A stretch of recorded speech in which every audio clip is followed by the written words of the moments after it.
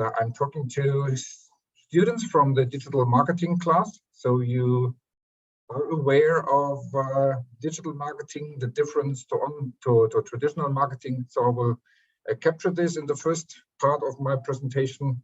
And so I'm not talking about what's the difference between online or digital marketing. So you name it digital marketing, other people talk about online marketing. Basically, we will find out what makes it different to traditional marketing. I will then touch some current issues.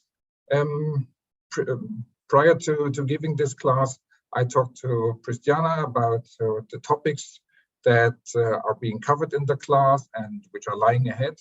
So, yeah, as you saw from the poster in the invitation, so there are some buzzwords or abbreviations like SEO, CA, viral marketing, blog marketing, things like that. I will try to put them within the framework together with you. I'm not going to talk all the time to you. I would like to make this a bit more interactive, and therefore it's nice to see you in this virtual.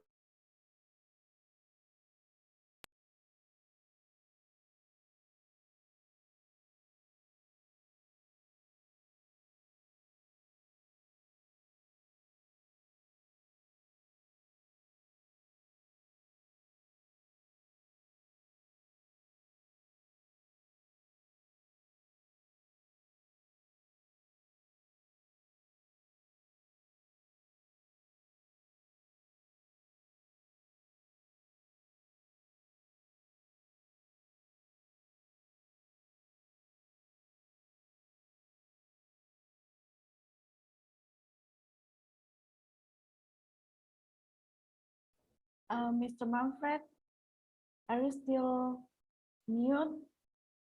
And the connection, I think, is not really. There was an issue with the connection. I just recognized. Okay. It was very stable. I had Zoom meetings yesterday, so I tried again to share my screen with you.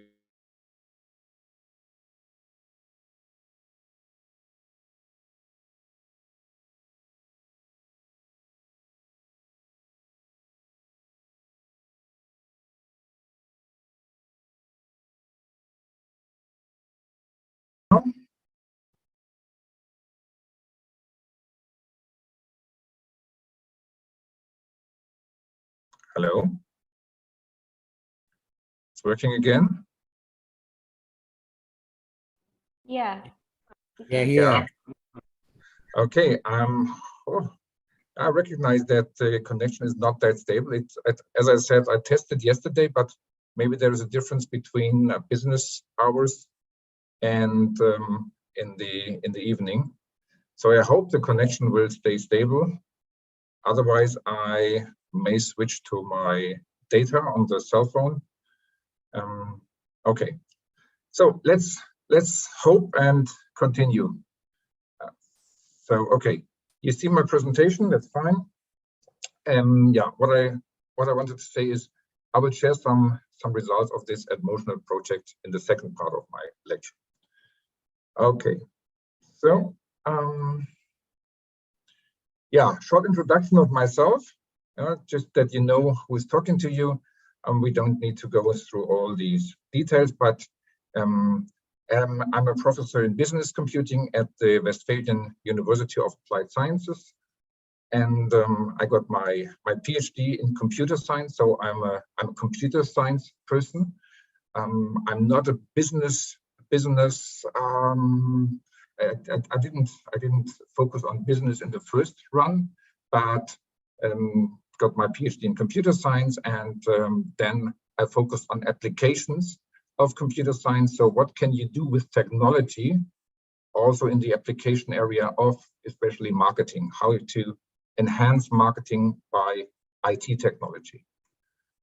So yeah, some highlights. There's a fellowship for innovations in digital teaching I received in 2018, and currently that is also what got me here to Jakarta again, that I'm the project manager of the GUIDE project, which brings together students from all over the world, actually from 4 countries, to work on a project for a real client. This year, that was the Puspanita Eco Spirit Center, where we had the pleasure to hand over the results just the last weekend.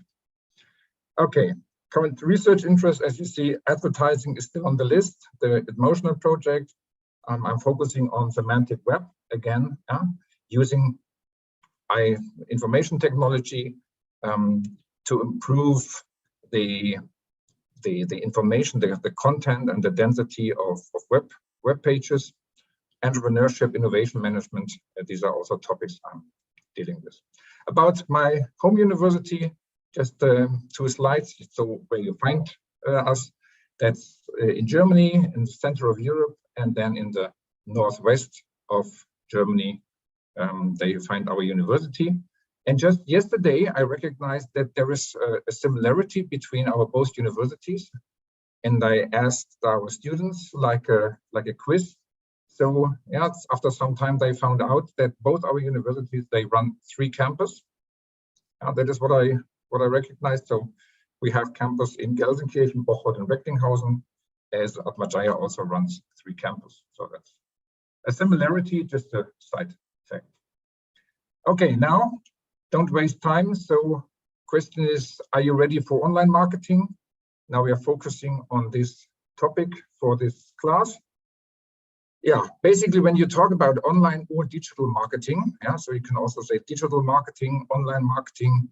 So these terms are used synonymously because what makes the difference to the traditional marketing is, yeah, question to the crowd. You're talking about digital marketing in this class. So could someone just with one word say what's the difference between the traditional marketing that you do and online or digital marketing?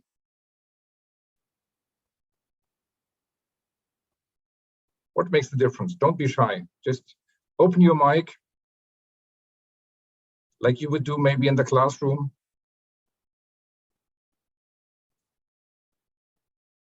Maria, Kezia, I'm hoping for you. Maria, don't be shy. What makes the difference?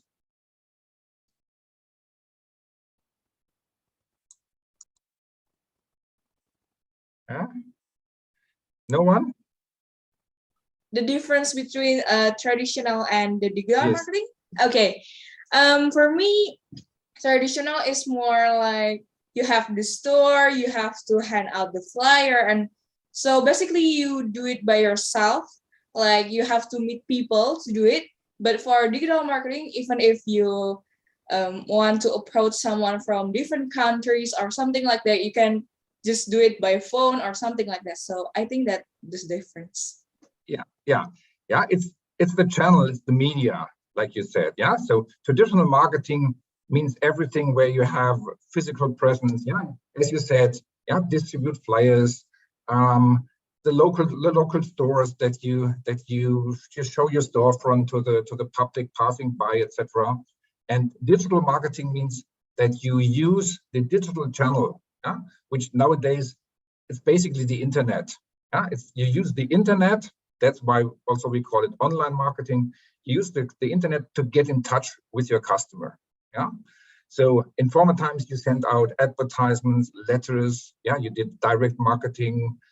With mailings, with physical mailings. Yeah, now you say, okay, yeah, why do you send some physical mail? Yeah, send email to attract the customer.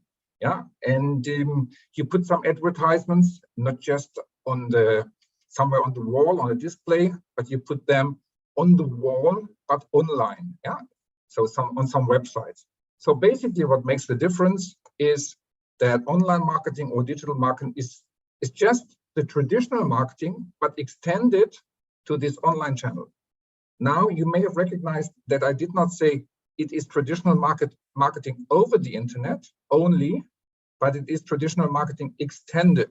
So that becomes very important, that you not just substitute the physical channel by the online channel, but you enhance. So you also use the online channel, which means that now you can come up with campaigns that combine both. Yeah, so you get in touch with your customer online, and then you follow up physically. Yeah, you send them some samples, or you invite for a meeting. So that it helps to get in touch with customers, but it's not something completely different. Yeah, so it's an extension of traditional marketing, and it is enriched. That is something we are going to talk about. It is enriched by the opportunities that online communication and interaction offers. So basically, when you do marketing through a website, something through an online channel, so what makes it different and much richer than traditional marketing is that you have computing behind. So you can, for example, personalize your advertisements. You can individualize. You can automate the reaction. Yeah, so every visitor to your website can be treated individually. So from a technical point of view, it's not as in traditional marketing where you have maybe some advertisement on the wall somewhere in the city. That's the same for every visitor. But in the online channel, you can personalize. Every visitor to your website could get a different advertisement tailored to his or her specific needs. That is what also is something that online marketing offers. Okay, so basically there are a couple of drivers for online technology. So if you compare the traditional marketing, that is basically, it's a push marketing. So you have some message, you send this to the customer, and then you only get little direct response. In the online marketing, it's becoming more like an interactive situation. Yeah, it's not a monologue. So send out a marketing message, but it becomes more like a dialogue. It can go this one direction and back, so some feedback, and then so you have a kind of a pull-push mixture, and it needs, of course, some technology to run this dialogue. So to keep the customer involved, and then to move it further until it comes to a sale or whatever you regard as a conversion in this sense. So one driver is interactivity and intelligence in guiding this interaction. Another driver is, as I said, the individualization. That is something very important in the online marketing, that by the technical means, you are able to send individualized messages. Yeah, so that means every customer can get his or her personal message, depending on whether you have some information that you can use for the personalization. If you don't know your customers, then there is no way to personalize, or no way to specialize the message. But the more you know about your customer, you better can personalize your message. And why would it be interesting to personalize the message that you send to the customer? Again, a question to the students. What is the benefit of sending personalized messages?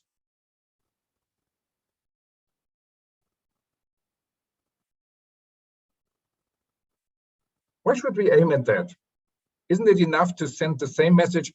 Look here, we have this new iPhone on sale. That message should be enough. Or should we send personalized message if we know about some interests, some needs of the customer, some preferences? Why should we send personalized messages?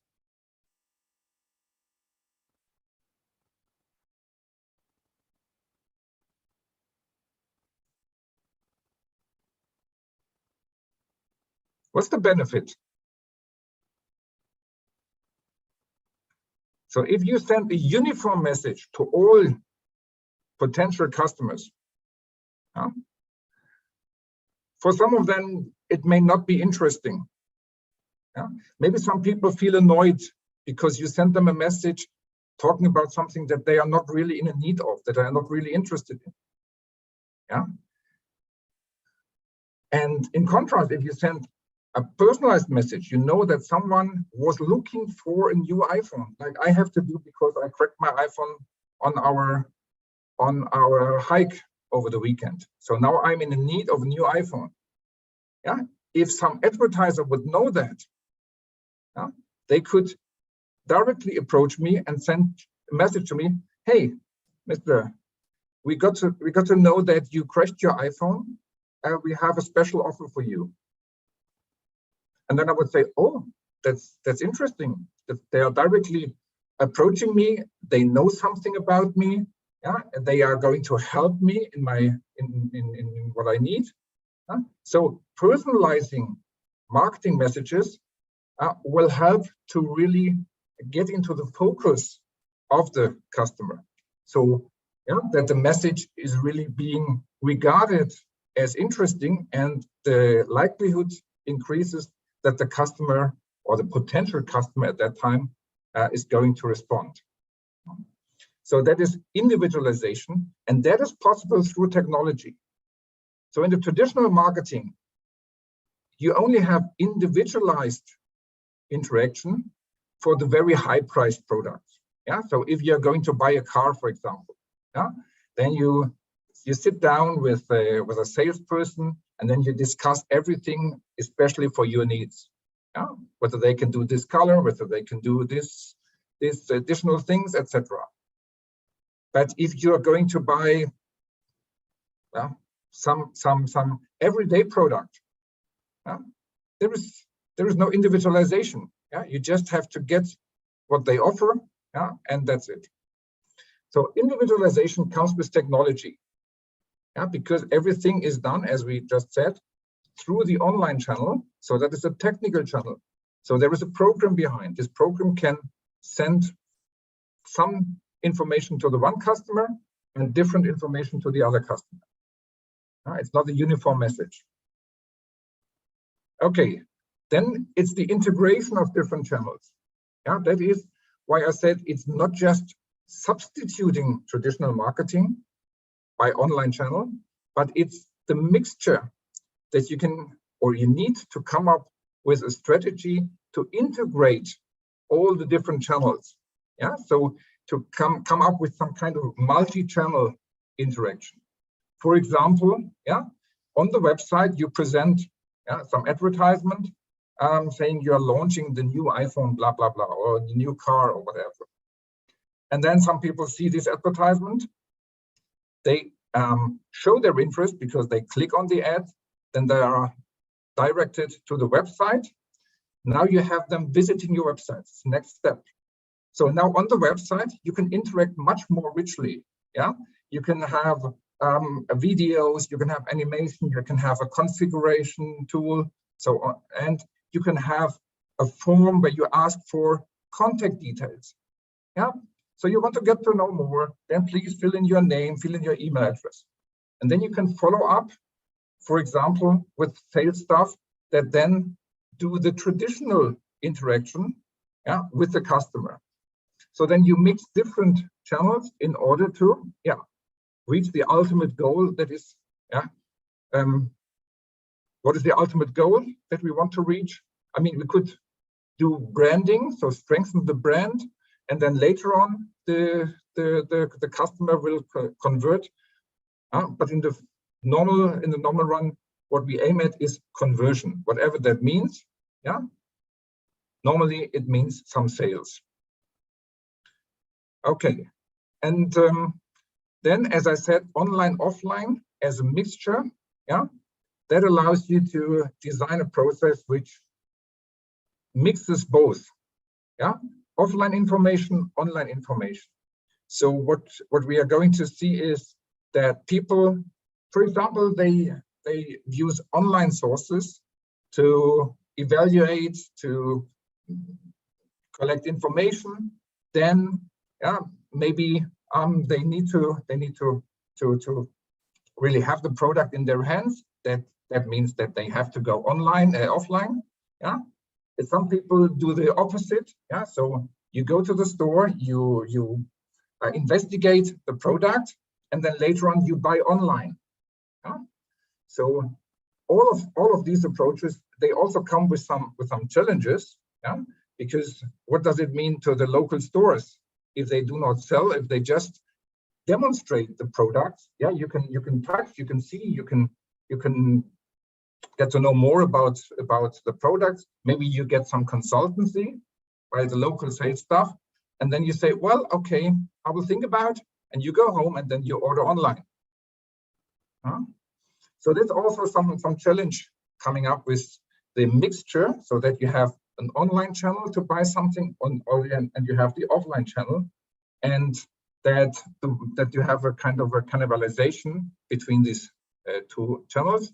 But at the end, yeah, the ultimate goal is to reach the fulfillment, whether it be a physical one for physical goods, then they have to be sent over to you, or it's about pure online products, yeah, then also the fulfillment can be done digitally.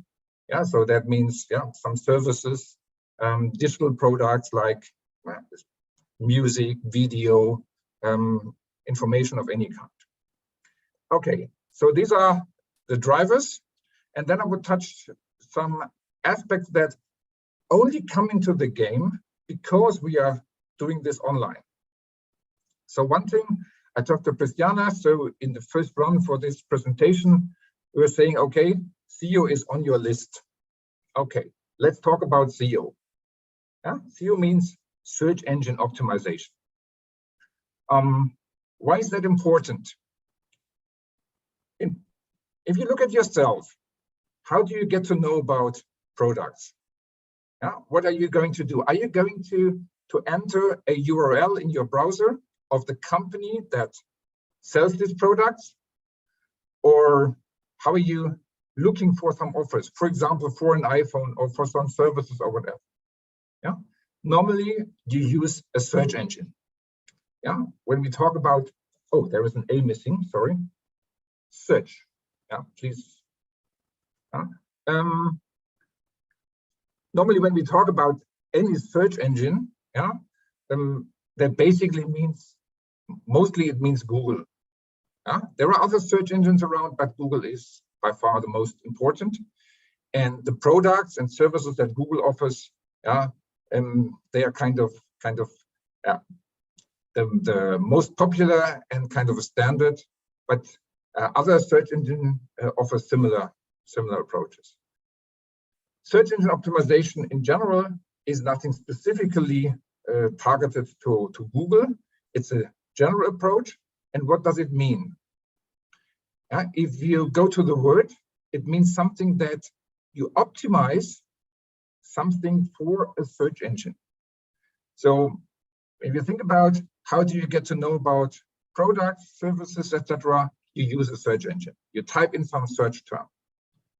And if you look at this not from the customer perspective, but from the perspective of an ad, someone who wants to sell something, a business, then you would like to be listed on top of the search results.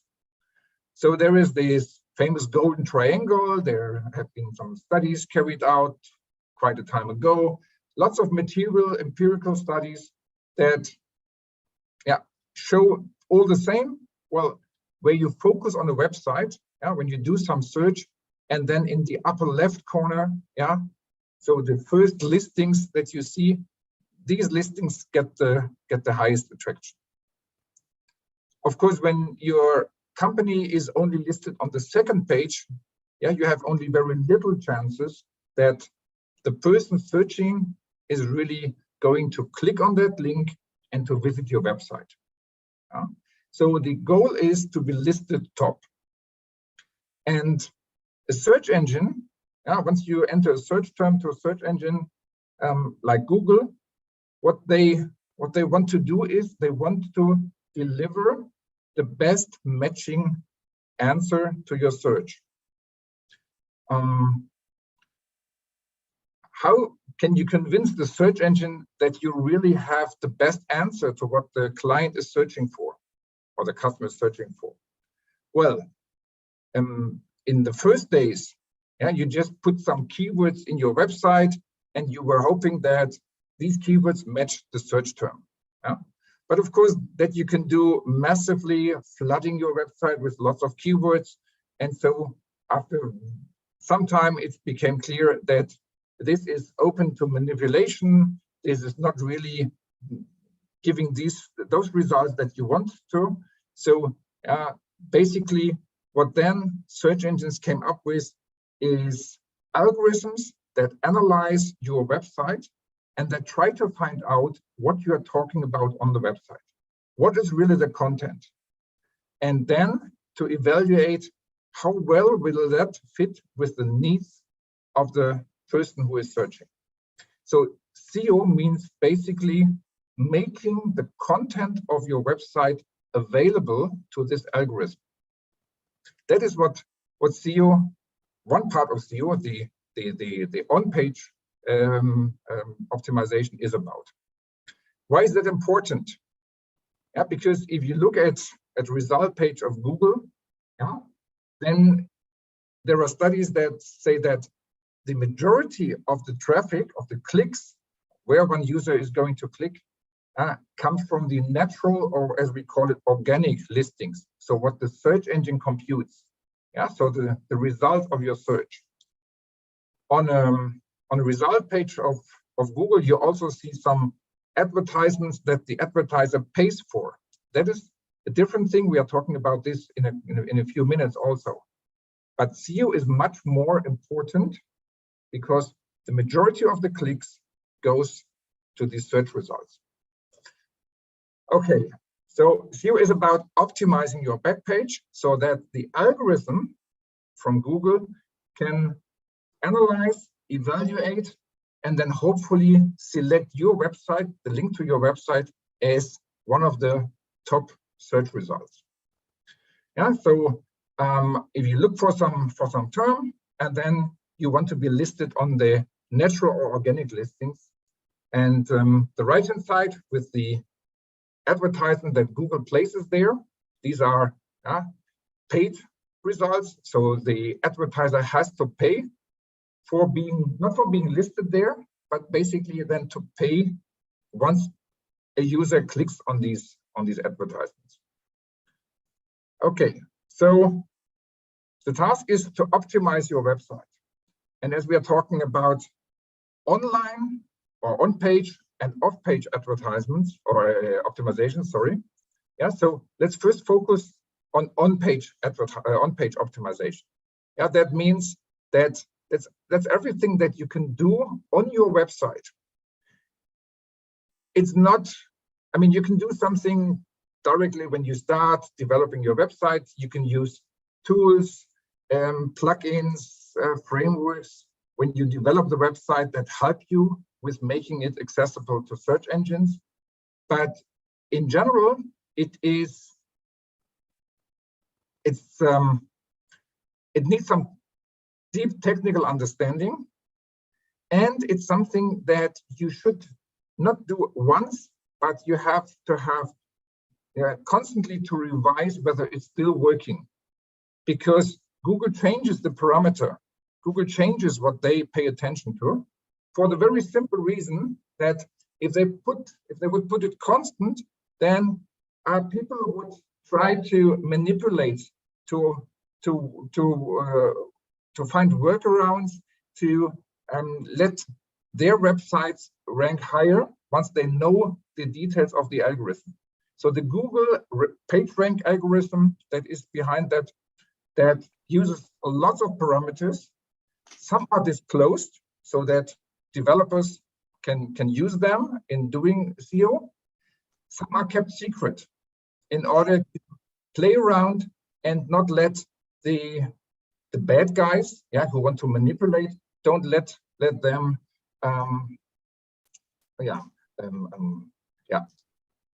get websites being ranked higher than they should be from the content. So just to give you an idea of what is relevant to the search engine. Yeah. So I don't know whether you know something about how a website is being programmed, how it's organized. So a website basically is some text document that is being published on some server so people can access and then this web document will get downloaded to your computer and the browser is going to display. So it's basically a text document. And the same, like downloading this document, also Google does. So the Google crawler is an algorithm, it's a robot that's visiting websites all over the world, and analyzing them, finding out what's on the website. And for example, if you put all your content on the website in one graphic, in one image, then it's hard to analyze, hard to understand, because it's just an image, but it contains some information relevant to the user. But it cannot be accessed by Google. It cannot be evaluated. I mean, the image can be accessed, but Google cannot understand what are you talking about, because it's just an image. To some extent it can nowadays, but it's being hidden from Google. On the other way, if you put information into your file, into your website, so that Google can access it easily, then it can give credit to that website, because then it exactly knows what the user will see once he or she visits your website. So for example, the page title is important, because the page title is being shown to the user. The URL itself, then there are H1, 2, 3 tags. These are headings on the website. An H1 tag means the biggest heading, the main heading. So if something is covered in an H1 tag, it means that is a main headline on your website. So Google will pay attention to that and will say, okay, this is a headline, so the user sees this. So we assume that this website is talking about what is listed in this tag. So it's all about understanding the content of your website, so to evaluate how relevant is your website to the search query of the user. The page text itself, whether some part on the page is put in bold, because this is more, it gets more attention by the user if you put something in bold. And by that, Google may think, well, this is more, it tells you something about what the website is about. Then there are lots of things that are invisible to the user. The keywords, of course, as we said, this is easy to manipulate. Just put lots of keywords in the document. The user will not get annoyed, but it may it may tell Google that this website is about these topics, even if it is not, and so it's not relevant anymore to the Google algorithm. The description that you use in your website, which also then appears in the search listings. And for example, if you have some graphics included on the website, there is a so-called alt text, which means an alternate description of the, for example, of a picture that you include in your website.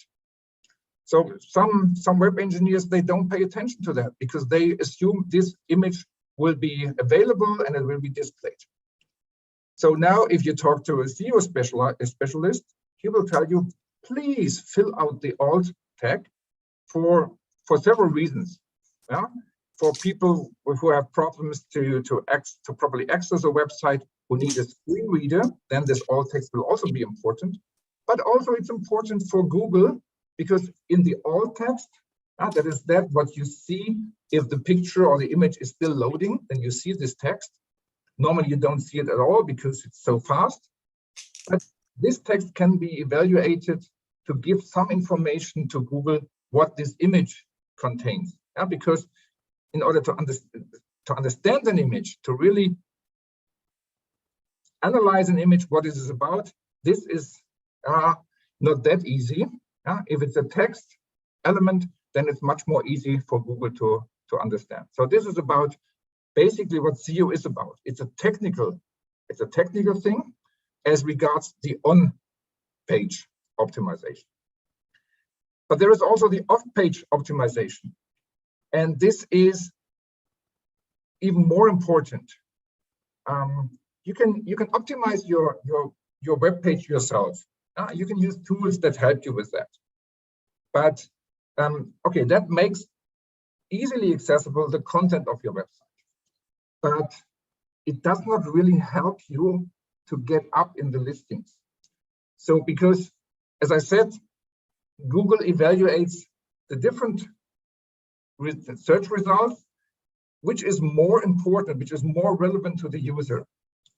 And you can imagine, even if you optimize your website itself, there may be differences in the relevance of some websites, even if they are so well optimized to have all the content available. And the difference is, how important, how relevant this website is to all the users in the net. So I have some changes in the, okay. So that is important. Yeah. So how many other websites refer to your website? That gives credit to your site. So how well is it linked with others? How many recommendations or votes for your site you get from other websites? Yeah. And of course, then it makes a difference how relevant this website is that gives you the links, that gives you traffic to your website. So it's about analyzing the whole network. So if, for example, you are listed on Wikipedia, so there is a Wikipedia article about cell phones, about mobile phones, and you are listed there. So there is a reference to your website there. Yeah. So Wikipedia is regarded as a very important, relevant, trusted website, and you are listed there, then it gives credit to your website too. So this is all about this off-page optimization. So your site needs to be relevant, it needs to be well linked with other websites. And for that means that you need to have links to your website where you want to sell your products, links from other sites, for example, from social media content, from directories, from wiki pages, from blogs, etc. And of course, as this is so important to make your site visible to the potential clients, that's also a business by itself. So you can buy these links. Yeah? So you can, as you can ask specialists to help you in optimizing your website. So there are lots of SEO agencies around, and unless you're really an expert in web programming, always go for these services, because you need to know about the current parameters, the current kind of formula that Google uses, and you need to do this on-page optimization again and again.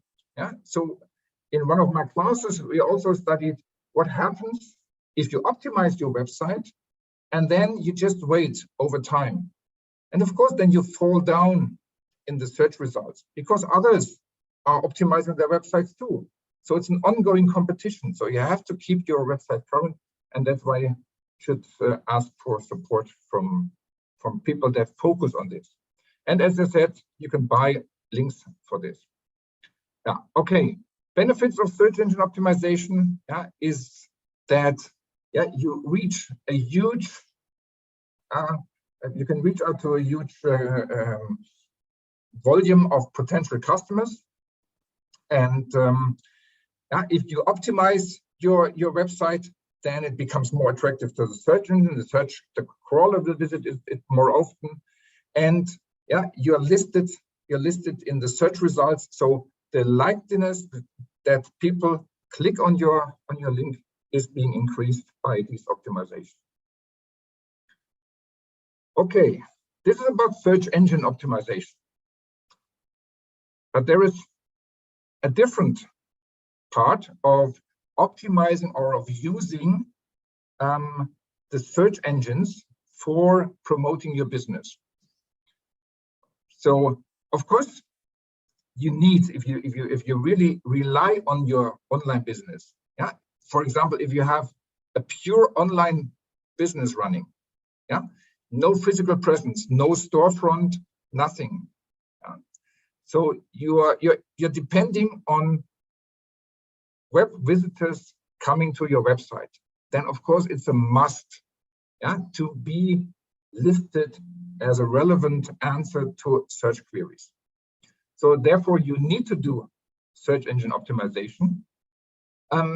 Sometimes SEO is regarded as it doesn't cost you anything, yeah, because you don't have to pay, yeah, for being listed up at Google. But it's not correct. It costs you to work on your website, yeah, to make it become relevant by publishing on a blog, in some social media, to have links going to your website, and of course to do the optimization on page. So you need to do it yourself, or you need to buy service. So it also is a matter of cost. But then there is the other way, and in some exam questions, a typical question that I ask is, which of these two, search engine optimization or search engine advertisements, like we're talking about now, which of this is gives you some results faster than the other? And of course, yeah, SEO works out. It helps in getting your website being listed up on the search result page, but it needs some time until your website moves up. If you want to have an immediate effect, then you need to buy advertisements that are going to be displayed, for example, on the result page of Google. This is typically what you see in the top of the result page and on the right-hand side.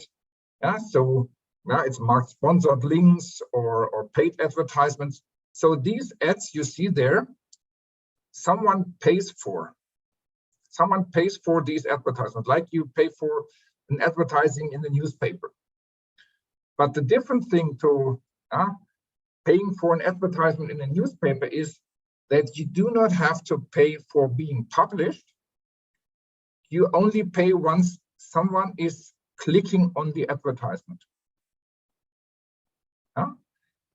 Now you could say, well, okay, then that's fair. So I just want to be listed there, like on the right-hand side here. So I pay. No, I never pay. You submit your advertisement, and then you declare what are the search queries that my ad should be displayed for, and then you wait so that it appears on some websites and the user clicks on it. And only you pay once someone is clicking on it. But now think about the position of Google.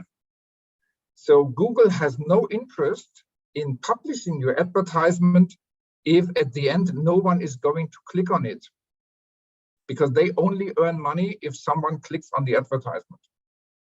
So that, as a result, means that your advertisement needs to be attractive.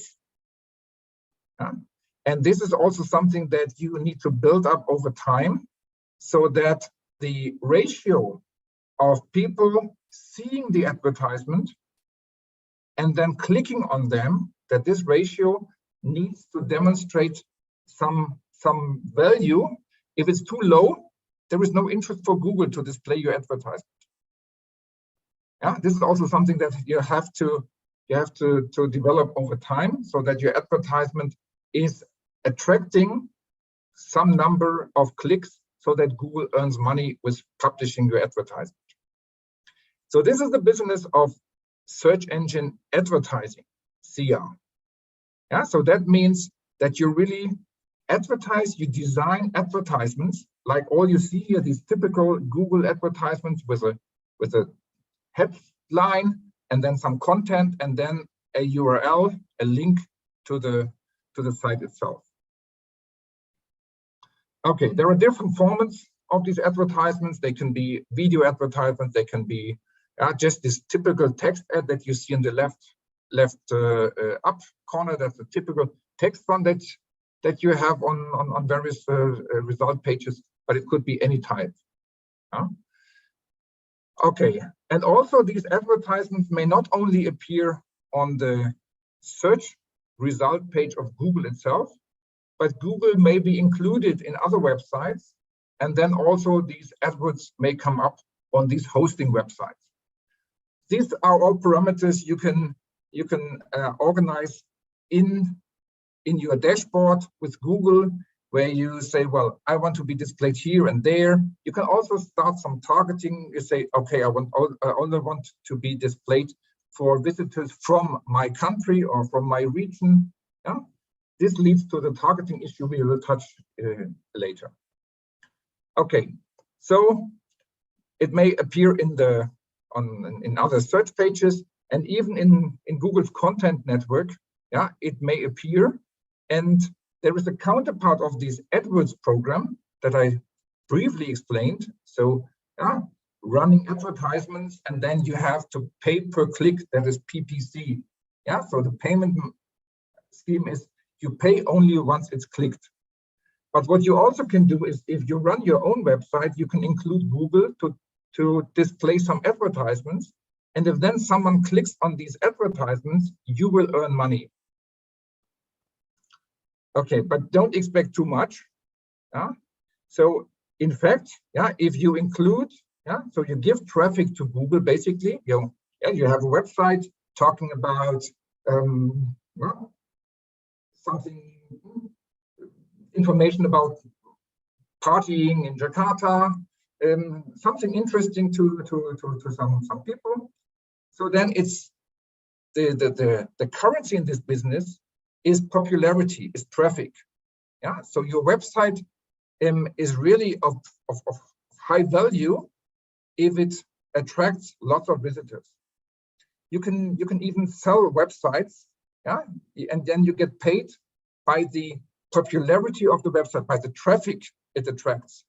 So if you find yourself able to design a website with some content to attract 1 million of visitors daily, then this gives you the opportunity to, for example, include Google to display some advertisements. And every time someone clicks on these ads, yeah, you earn some money. But if it's just a website that attracts 100 people per day, then it's not really paying off. But this is the opposite side of the AdWords, yeah, where you can also monetize your traffic that you have on your website. So traffic is king. Traffic is what it is about. If you have traffic on your website, you can monetize. Yeah. Okay. Yeah. Then you have dashboard where you can optimize your campaign. Yeah. You see how many clicks, yeah, you generated. You see how many impressions you got. Yeah. Impressions means that your advertising is being displayed. Yeah. And then you get, yeah, some of these people who see your advertisement click on it. And so this gives the key or the basic number in the business, which is the click ratio or the click-through ratio. That gives the name CTR. So when you're talking about the CTR, that means how many of the people that see an advertisement click on it. So that's the first hurdle. Yeah. So you display something somewhere, and most of the users, they just ignore. Of course, there is also this branding aspect that some people see the advertisement, they do not click, but the brand is being strengthened. Yeah? Therefore, you don't need the click. But if it's more a transactional campaign where you want to sell something, where you want to reach conversion, then the CTR is very important. Yeah? So you see some CTRs here which are quite high. Yeah? So it's all about a small percentage that we are talking about. And then you see the average CPC.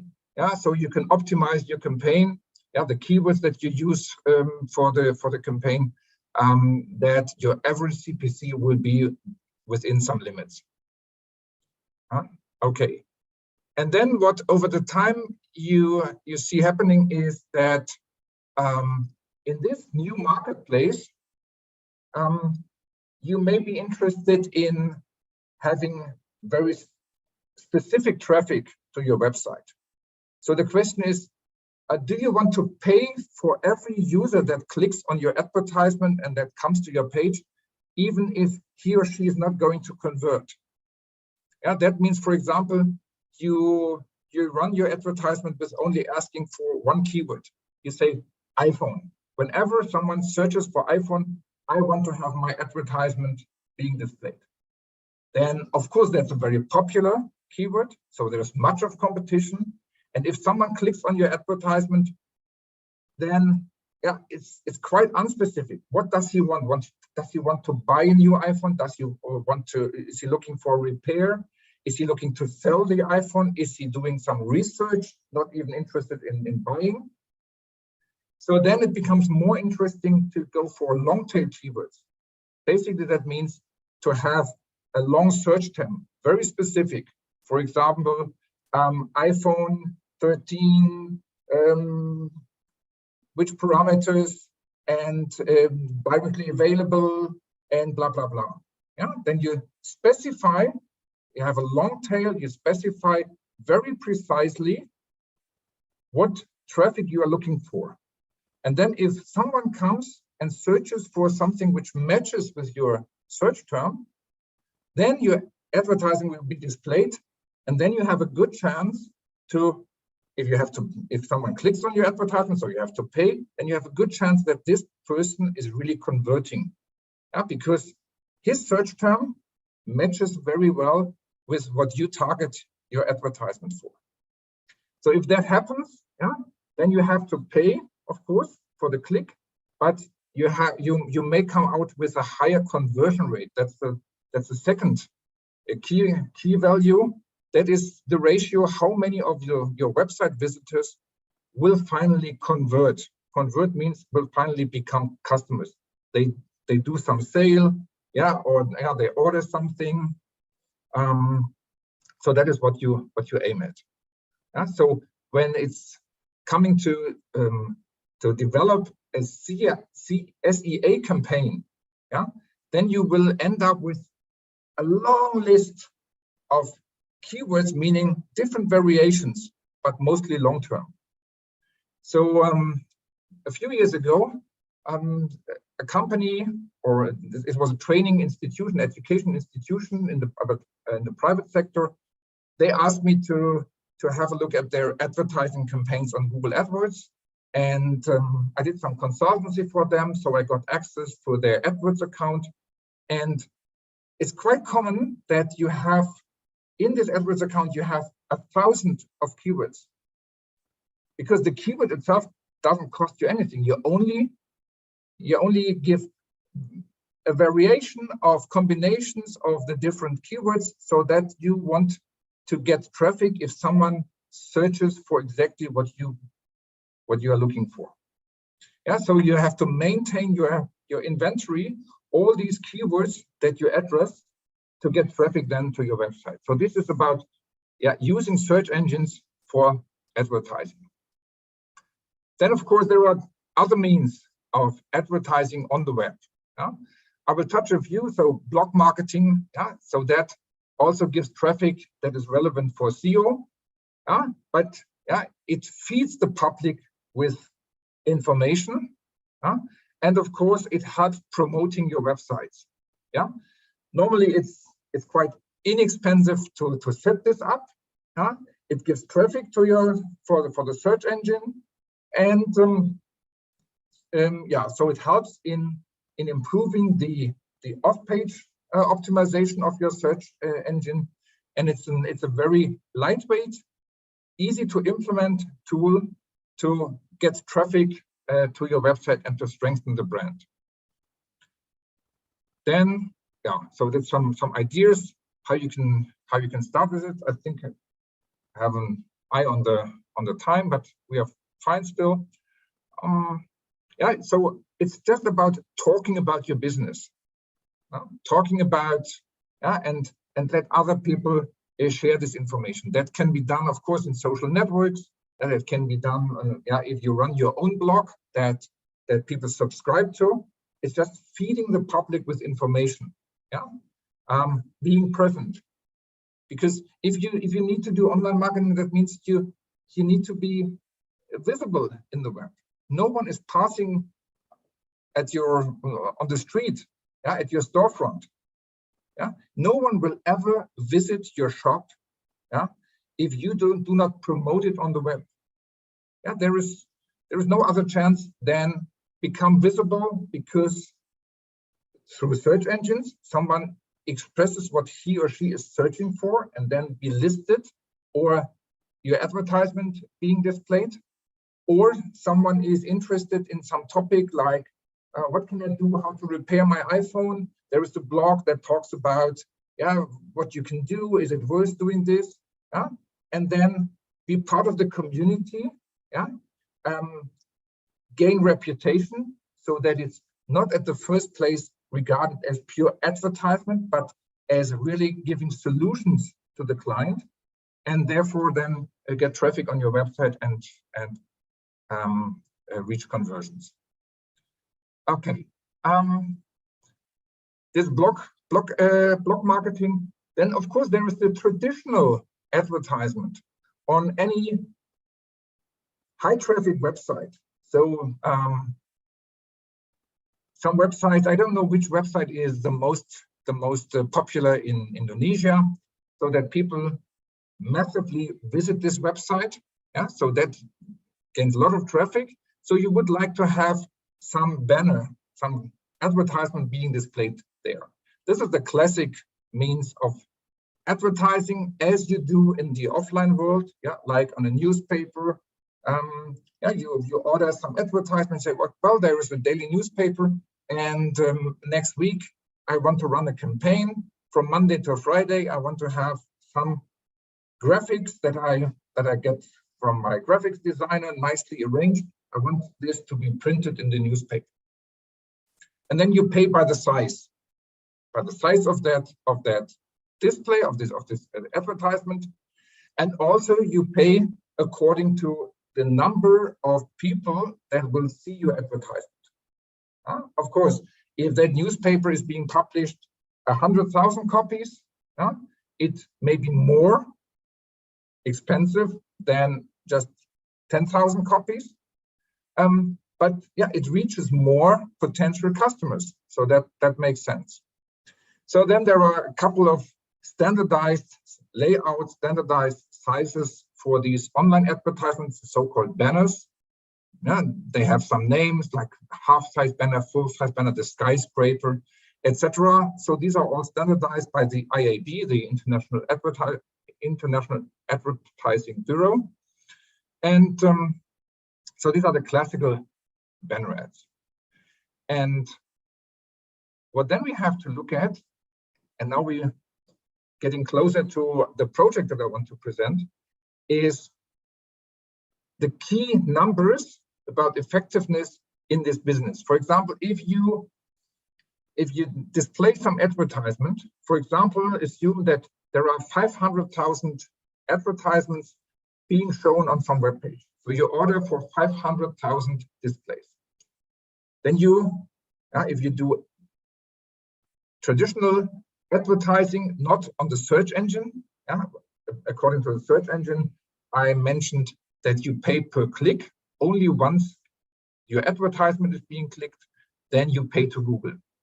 If you order for some advertisement to be displayed on some website, a news website, something that gains a lot of traffic, then you pay for your advertisement being displayed. Okay, so assume that you order 500,000 displays. So impressions is the term in the business. So you order 500,000 impressions. Then it's shown 500,000 times to some visitor to a website. And now assume from these 500,000, only 10,000, but it's still a high number. So in reality, we are talking about much lower numbers in practice. So assume 10,000 of these 500,000 are really clicking on your advertisement, so they become website visitors. Then we talk about this CTR, this click-through ratio, which then is 2%. Okay, so the visitor, or who sees your advertisement becomes a visitor of your website. Then assume that from these 10,000, 900, any number, will really shop on your website. meaning that they run around with their shopping cart, they put some products in there, but maybe then, because they are not satisfied with the presentation, maybe they are running out of time, maybe they have some other issues. For example, they can't pay in the way that they prefer to pay because you don't offer that payment method. Yeah? Then you lose the customer at the very end. So he was happy with the product. He went to complete the shopping, and now he wants to use his credit card or payment service, and you don't offer. Okay, then he leaves the shopping cart and he leaves the shop, and you're doing no business at all. Also, this is important to analyze how the traffic goes on your website. So there are nice tools that you can really follow up every visitor, how he or she moves on your website, and then you can analyze where he or she drops off. Yeah, so this dropout rate, how many people are visiting your website, but then they do not complete. This is also a key number. That means potential to optimize, to analyze why do they drop off, and that you can see because it's all technical. Yeah, you can analyze. Okay, he was selecting the size of some product, and then it was not available in the size he or she needs. So that gives you some feedback how to improve your offers. Or it was the payment, where in the selection of the payment method, he was unhappy and left the shop. So assume from these 900 that started shopping, 500 really complete their purchase. So they do sales. That means you have a conversion rate, which then again is the ratio of 5%. And then maybe from these 580, really, they come back, they become loyal customers. Yeah, so then you can treat them more directly. You can, you have a contact address. Yeah, so you can exhibit a direct contact. You send them emails. Well, you know, you have visited our shop. You bought this last time. We have a special offer here. You can do upselling. Yeah, try to sell more products that relate to those that have been bought. Yeah, you can exhibit this customer relation once you have this client in your database. So these are the relevant numbers in the game. Okay, then of course I would like to touch some other aspects of online marketing. It's about affiliate marketing. That means partner with someone that you help in promoting the business, and for your help you get some money back, some commission. So you help giving traffic to some shop by promoting, by just redirecting traffic to some other's website. There are partner programs, partnership programs, affiliate programs available, but it's all about traffic. If you don't have traffic on your website, you will not earn anything. If you have traffic that comes to your website, this is the currency, this is of value. So you can do advertisements for others if as an affiliate, and so you get money for the traffic. And now something comes into the play that will lead us to our project. It's not only about traffic as such, but the traffic is of higher value the more you know about the person behind. If it's just any visitor to your website, you know nothing about that person, well, then you get some money for that, okay? But oops. Okay. If you know details about the person visiting your website, for example, you know what he or she is interested in, you know the age, you know where he's located, then you can use this information, and by that you can increase the conversion rate. So the likelihood that this person is really answering to your marketing. So, okay, partnership programs are available, and then, there is also guerrilla marketing. Does anyone know what guerrilla marketing means? Have you heard about this? Christy, did you tell about guerrilla and viral marketing? Yeah, actually, the campaigns such like that, we also have been teaching in the marketing management. So I think the student understand about it, but yeah. Yeah. So I will share some examples. So this is it's basically like a guerrilla, like you hide somewhere and then you attack the person. Yeah, in this it's the visitor to the website, yeah, that you attack. So you hide somewhere and suddenly you send your marketing message. And this is the guerrilla aspect. Just show something like this. Yeah.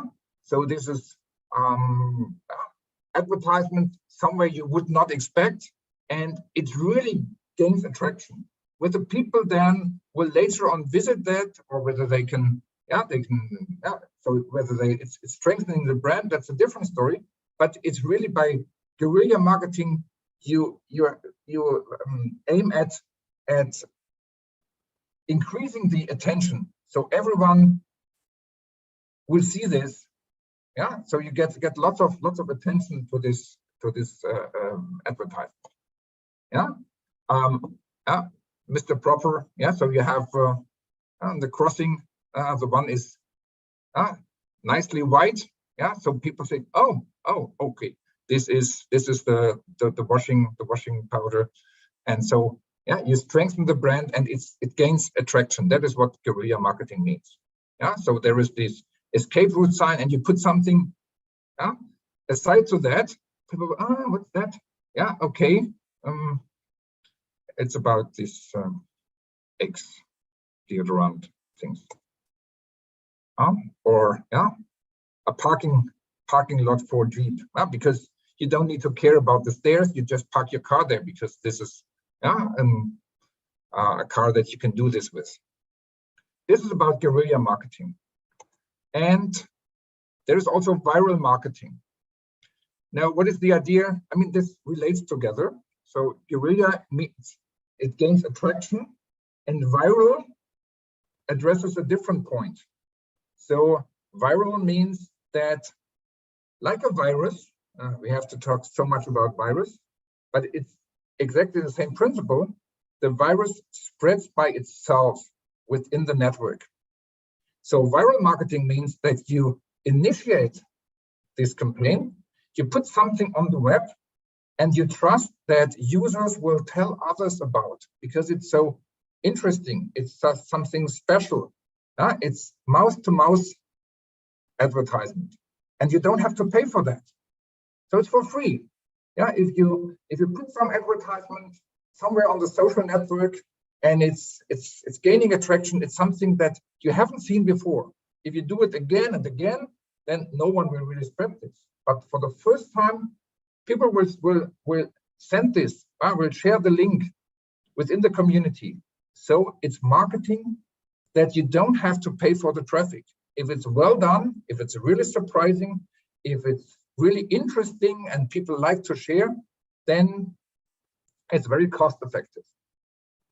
On the other hand side, you have no control anymore about where it spreads and how it is perceived by the public. So if it's badly made, or if, for example, it carries something that people don't like, yeah. So you did not think about that people could regard this advertisement to be inappropriate in some sense. Now it's out, it spreads on the social network, and it can really give harm to your brand. That's also something that that happened in the past, so that there are some campaigns that not really perform that well, because at the end people, it didn't strengthen the brand, but it some kind of damage the brand, because it was not carefully thought what could be the perception by the user. I would like to share some with you. Yeah, so maybe this one is very interesting.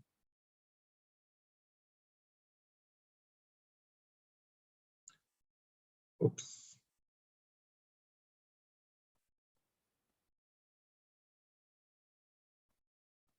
Oh, this is the...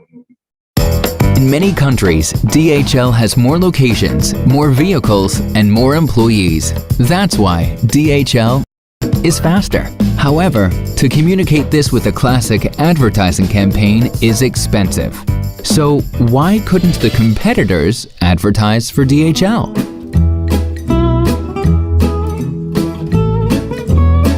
For that purpose, giant packages were taped all over with thermoactive foil and cooled down below the freezing point.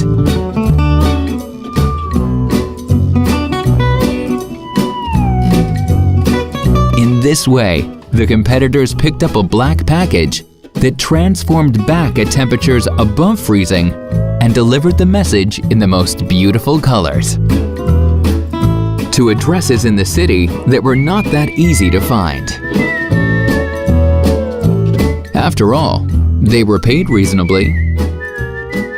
The result, an innovative way to communicate, and everyone played along. Well, almost everyone. Thank you very much.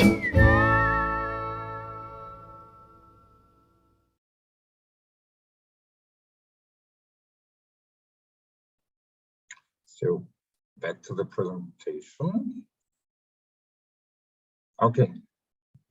Hai pemain 1, siap hadapi tantangan ini? Nope. Masuki Valorant dan main sebagai salah satu agen global dari penjuru dunia. Gabungkan FPS,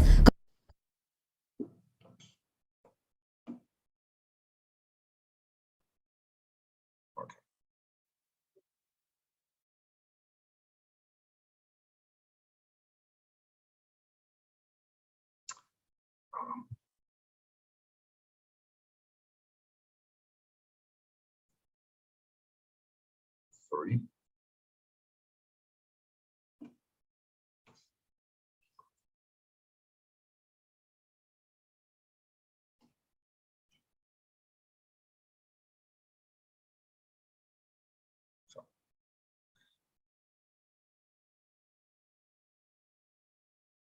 Okay.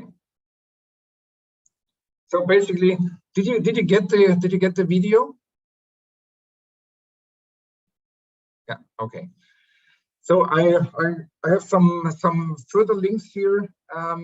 So basically, what these viral campaigns or guerrilla campaigns are about, to gain attraction and then to use the community to spread the message. Yeah. So when these come out somewhere, being posted on some social media, then people, they just share this with others.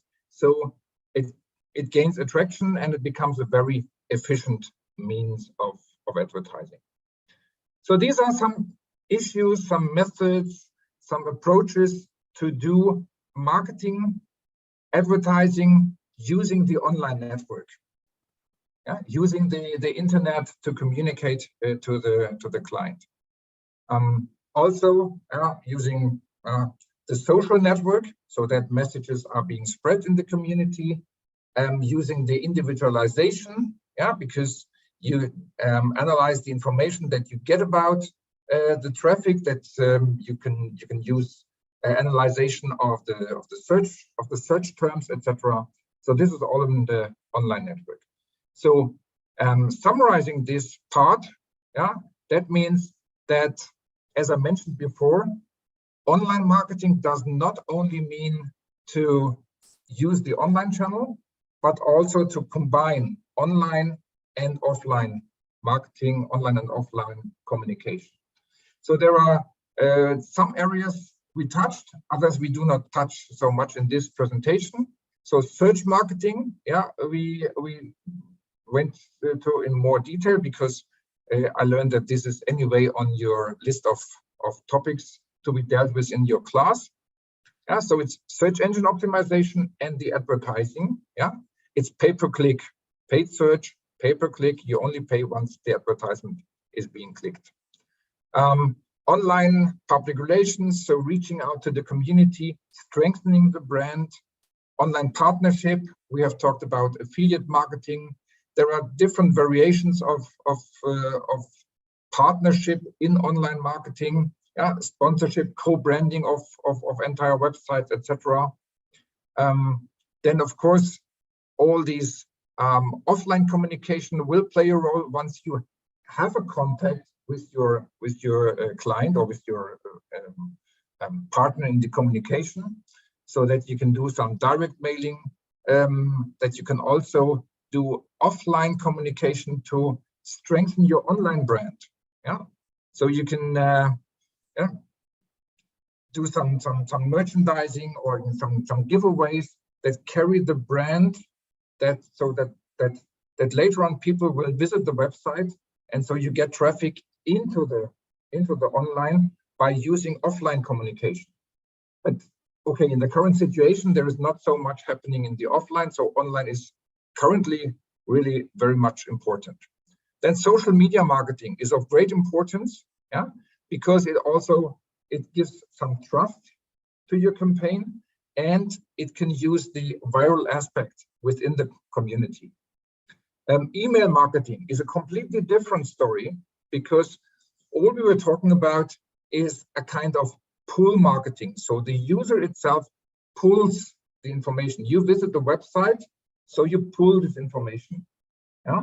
And email means you actively send out some marketing message. So this is push communication. Therefore, you need to know whom to send. You need to have email addresses to send this message to. Yeah, and also these email addresses you can buy. Yeah, you can just run a campaign, say, okay, this is my email I want to send out, and then you ask, okay, I want to reach 100,000 households, and I need email addresses, or maybe you don't get these email addresses. You ask a provider to do so for you, to send this out, but the email addresses are not being disclosed. But there are services also that do this for you. So you reach 100,000 households, then you can use targeting to say, well, I only want to reach in the area of Jakarta, etc. So this is email marketing, which is a push channel. Yeah, and then interactive advertisements, yeah, so that they interact with the user.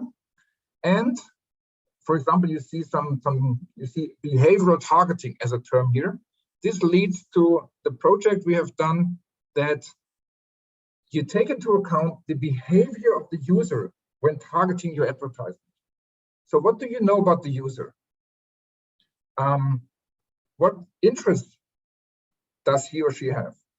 And to take this into account for selecting the appropriate message, but also for designing. This is what we have done, and I would like then to share some results and the approach of this emotional project with you in the next slides. Okay, so what I'm going to report is about a project we have done at our university. It was funded by the European Union together with an advertising company at Insider. And it's basically, so this is about the project consortium. It's basically about having a personalized advertisement being displayed to the user. So if you look at the business of targeting, of selecting advertisements, so what it basically means, there is some visitor, some person at his or her computer and searching for something. So this person, for example, is visiting our university website, and now we have information technically about that visitor. So for example, we assume that most of the visitors to our website is just about the probability. There will be female visitors, of course, but the majority will be male, because the majority of our students is male. The age group, we can assume something, the location may be Bocholt. Then we have some information about the weather in Bocholt. It's rainy just now, and about the time, it's Friday evening. So this is information that is either exact, like weather and time, or it's likely to be correct.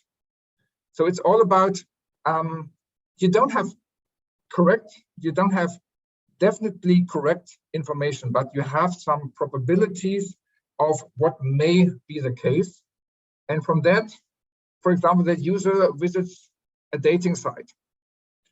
If that user, you can track this user, and if that user then visits a dating site, that means you can assume that some information about the mood of the user applies.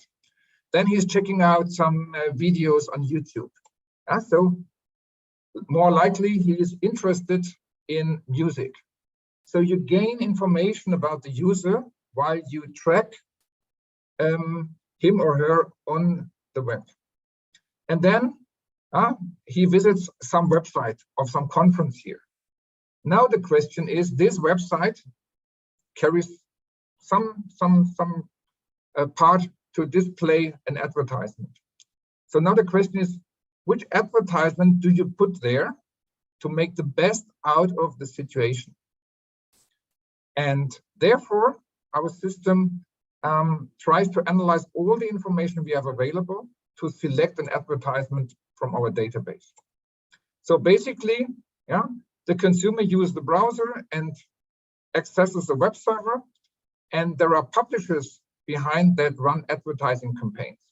So the web server delivers some website back to the browser, and this website contains some piece of code that then calls another server. And if you have a closer look of what happens in your browser when you access a website that carries advertisements, then there's a lot of exchange.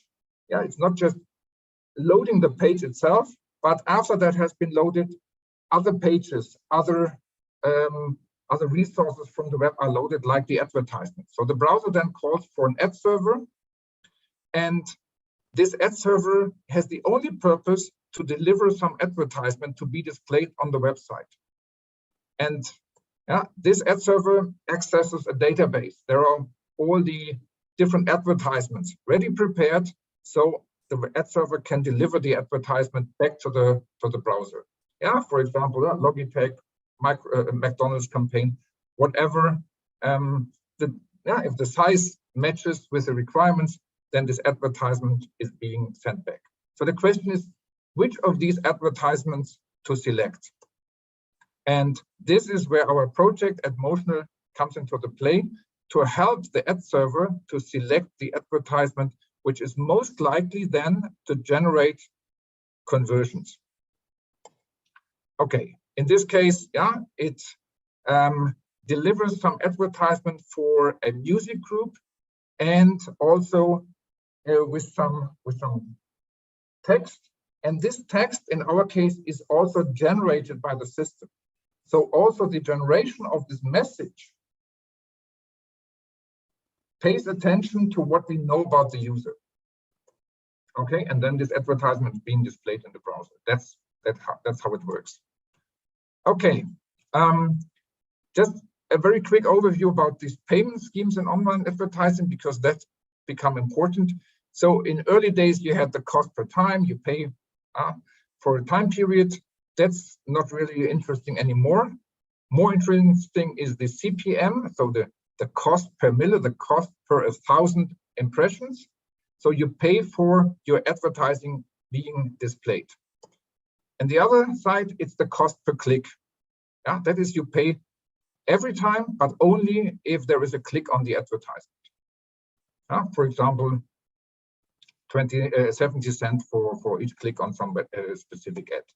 There's also cost per lead. You only pay once you get contact details from the user, or it's kind of commission, cost per action, cost per sale, etc.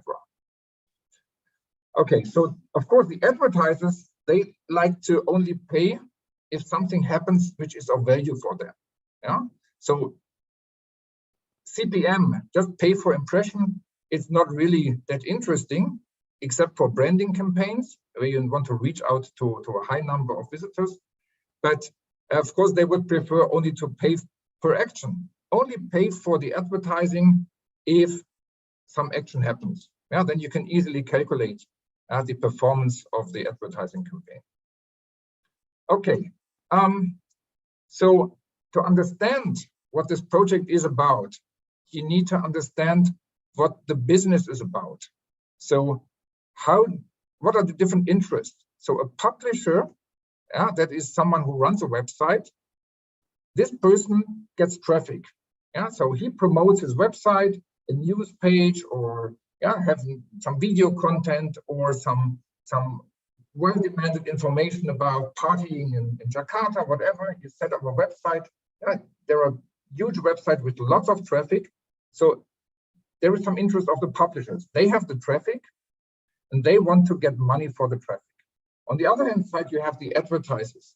They want to do advertising for something and they need traffic. They need traffic coming to their website. So the business we are talking about is in the middle between those. So it's such an advertising network, like the company that we were working with, we buy traffic, and so we pay for the publisher for traffic that we get, and we get paid by the advertisers for clicks they get on their advertisement. So on the one hand side, to the left hand side, it's CPM. You pay per impression, you pay for traffic. On the other hand side, it's being paid for clicks. Now it's clear, the better the click-through ratio is, the better is the business for this advertising network. You buy traffic, and if every second user is really then clicking on an advertisement, then you get much money from the advertisers. So it's at the core of the interest of this advertising network to improve the click-through ratio, so that people are really clicking on the advertisement.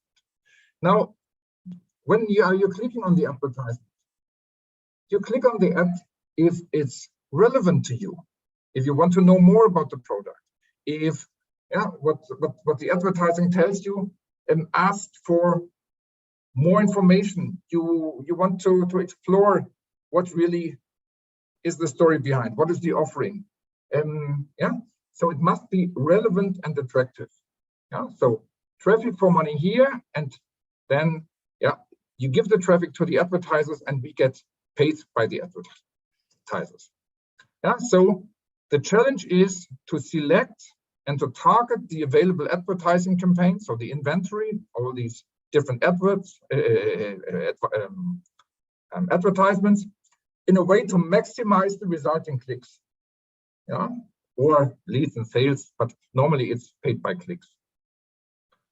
Okay, this is the situation. And so it's all about targeting, to select the most promising advertisement.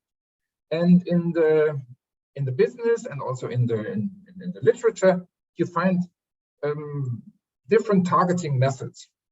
So, for example, a channel targeting. That means what type of website is it? So you select by the type of the website.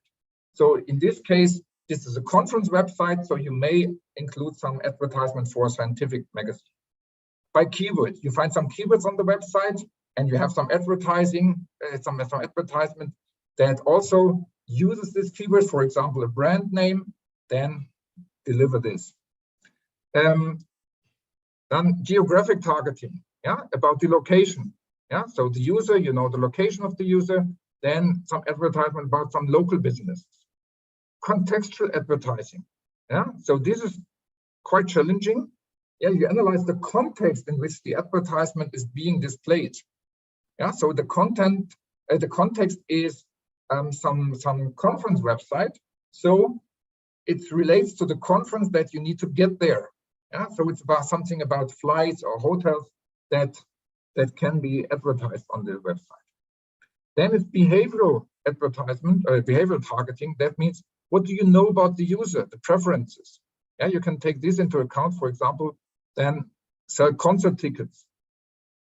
Because you know about interest in music, young people, most likely. So concert tickets may really sell them. Situation, you know it's raining. So maybe then do some advertisement for cinema, for the latest movie. And then finally, emotional targeting. So what do you know about the mood? This user visited some website before, a dating website. So maybe that person is very joyful, excited about dating. Then you may take into account how long did he stay on the dating site, which then gives you an indication whether he may really be happy and involved, if it was for a longer time. If it was just for 2 minutes, then maybe he checked his inbox and he found no interesting contacts. Then maybe it's not so joyful and excited. So lots of targeting methods with lots of challenges. For example, with a brand, if you find a brand name, is it really wise to run the advertisement for that brand? It depends on what is the circumstances for this brand. So there's an issue of brand protection. I will show you some example where this did not work well. And then the accuracy of the context. How to analyze the context of what it is about. Yes, you need to have some understanding. You analyze what is the text around this advertisement, and you try to find out what is this talking about, because that also gives an indication what the user may be interested in. Then about the behavior aspect, there are lots of issues in privacy. So you gather, you combine data about the behavior of the user. So you track the user. So that's very sensitive information, and you have to deal with that. Normally you deal with that as you the user is still anonymous, but you have the IP address in the traffic. So normally you run the traffic through a third party that takes out the IP address and substitutes by some ID, but you cannot get this information disclosed in the opposite way. So that ensures some way of privacy. And of course, about the emotional state, proper detection is an issue. How do you get to know about the emotional state? We ran some studies with a partner.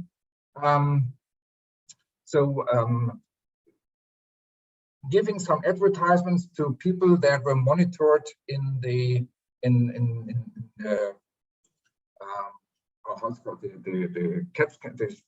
scan of the brain, and then you see which regions of the brain are activated by which advertisements being displayed. So that's also some ongoing work.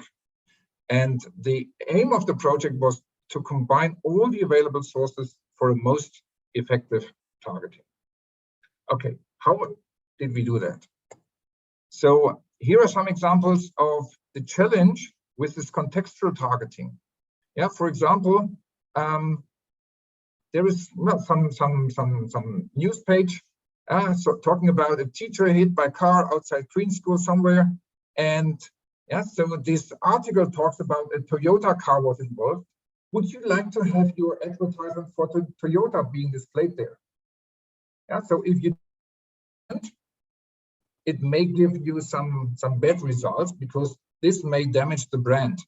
So you would like to erase the brand name Toyota from this article, but you would not like to mention, well, this car was a Toyota which was involved in this incident. So it's not that easy. Not every time when you find the brand name, that also gives an indication to run a campaign for this brand name. So this would lead to a very bad targeting. Also, something about violence in Greece, and then win a mini break in gorgeous Greece. No, I don't want to go to Greece if there are these things going on. So this is bad targeting. So you need to be careful with these targeting methods. Or 11-year-old charged with driving drunk, and then you do an advertisement for some beer. No, that's not the way to put an advertisement. Because the context, there is the keyword, it is talking about beer, it's talking about, so you would think, well, this fits, but in fact it doesn't fit because it's talking negatively about beer. And that means you need to have some more semantic understanding of what's going on. And the worst case, but that was in the print, not in the online business. I don't know whether you can, this is a German newspaper. It's talking about the Holocaust. It's an article about the Holocaust. So, and someone in that newspaper company responsible for putting advertisements on the pages. It happened that he or she selected an advertisement for a gas provider, a German gas provider, on the same page as this article is talking about using gas to run the Holocaust, to murder Jewish people in Germany. So this is really kind of a worst case of bad targeting, and you need to avoid this when you're talking about targeting. You're talking about selecting appropriate advertisements, so that really should not happen. The article mentioned the term gas, so this links to this advertisement. Okay, there is a deeper semantic analysis that is required for doing contextual targeting. Okay, now how is this system working? Basically, what we do is we track the user, or we use the network to collect information about the user. This may happen, okay, we follow the user visiting some websites, and then once the user is then asking or is visiting some website where our service is included, that means we are now asked to deliver some advertisement that fits well with what we know about the user, what we know about the situation, etc. So then basically what we come up with is for example, this is an advertisement being generated. So this is a campaign for concert tickets, and this takes into account some information we got. For example, it will only be displayed if the user exhibited some interest for music, maybe exactly for this artist. Then we know about the location of the user. So we can look for tickets within a circle of 200K from that location. Only if there are some tickets available in the next 2-3 months, then we may select this advertisement. And because the user is located somewhere in Berlin, we can use a template that puts in the background some iconics from Berlin. Then we have the text in the advertisement. This text here, this is the wording aims at young people. So you directly, you say, well, you use the Deine, which is a direct approach, not a formal communication, more directly, that could better attract young people in German language. So this is all generated by the algorithm. There are lots of research questions. So I will show a bit of the architecture, but lots of technical issues. How to do this personalization, how to incorporate rules that the advertiser wants to be applied, how to do this automatic ad design within very limited time frames, and also to learn from the result. Once the system has generated an advertisement, then it depends whether the user clicks on it or not. If the user clicks on it, then thumbs up, the system generated an advertisement which appeared to be attractive to the user, relevant and attractive. If the user does not click, maybe the targeting was not that smart. So then we also want to include some mechanism that learns from the user's feedback. Okay, these are research and development questions in that project. So this is a bit about architecture. Maybe that's not that interesting. There are different components there for learning and optimization. For the dynamic ad creation. So this is the part that really creates the advertisements, and the campaign selection, a first step that selects a campaign, for example, for McDonald's or for some other businesses that may be interesting to the user. Okay, this is a technical part of the integration. So there's some website that receives a request. So this request then runs into our system and it gets analyzed. There is a pool of campaigns. There are all the campaigns that some advertisers want them to be displayed, and they get different score. So then what we do is, we analyze the context and then we rank these campaigns. How well would they fit with the interest of the user, with the situation, etc. And then there is, these parameters are given to our component, and this is asked to evaluate and give back a Boolean value. So whether we are able to deliver some campaign which is specifically targeted to the needs of the user. If so, then we give a score. How well does it fit? And we are expected to deliver the medium, so the advertisement itself. However, this is quite challenging to also, as a response to this request, directly feedback the generated advertisement, because you need to understand this. There will be thousands of requests coming to the server, and it's not an easy task to generate this advertisement and then to send it back to the user. So in our current implementation, we give back a Boolean value, and if that is true, also a score how well we will be able to generate. But this ad medium is not being given back to the website, but instead a URL is generated, and while this URL is given back to the browser, and the browser then initiates a call to the server to collect this advertisement. In that time span, we have to really generate the advertisement so to be collected in the next request, and that is then working within the time limits.